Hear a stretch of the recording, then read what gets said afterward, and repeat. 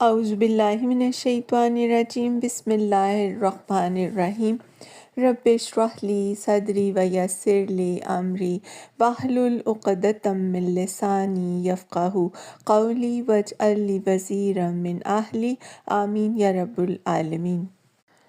آج ہم سورہ صافات کا ترجمہ شروع کر رہے ہیں۔ یہ قرآن پاک میں ترتیب کے اعتبار سے 37ویں سورہ مبارکہ ہے اور یہ مکی سورہ ہے۔ اس میں 182 آیات اور 5 رکوع شامل ہیں۔ آئیے شروع کرتے ہیں اللہ کے نام سے جو بے انتہا مہربان اور رحم فرمانے والا ہے۔ قطار در قطار صف باندھنے والوں کی قسم، پھر ان کی قسم جو ڈانٹنے پھٹکارنے والے ہیں، پھر ان کی قسم جو کلام نصیحت سنانے والے ہیں۔ تمہارا معبود حقیقی بس ایک ہی ہے، وہ جو زمین اور آسمانوں کا اور تمام ان چیزوں کا مالک ہے جو زمین اور آسمانوں میں ہے اور سارے مشرقوں میں ہے۔ ہم نے آسمان دنیا کو تاروں کی زینت سے آراستہ کیا ہے اور ہر شیطان سرکش سے اس کو محفوظ کر دیا ہے۔ یہ شیاطین ملائے اعلیٰ کی باتیں نہیں سن سکتے، ہر طرف سے مارے اور ہانکے جاتے ہیں اور ان کے لیے پیہم عذاب ہے۔ تاہم اگر کوئی ان میں سے کچھ لے اڑے تو ایک تیز شعلہ اس کا پیچھا کرتا ہے۔ اب ان سے پوچھو، ان کی پیدائش زیادہ مشکل ہے یا ان چیزوں کی جو ہم نے پیدا کر رکھی ہیں؟ ان کو تو ہم نے لیسدار گارے سے پیدا کیا ہے۔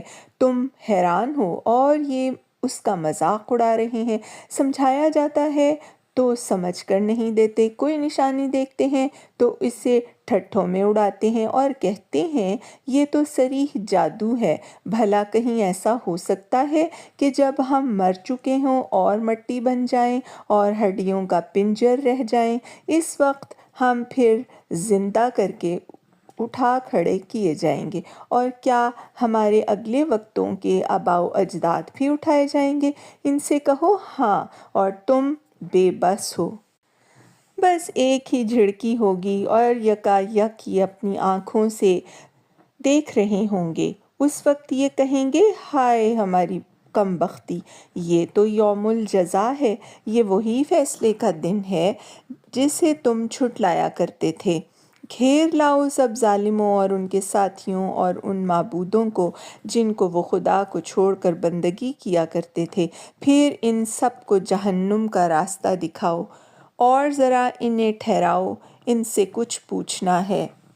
صدق اللہ العظیم۔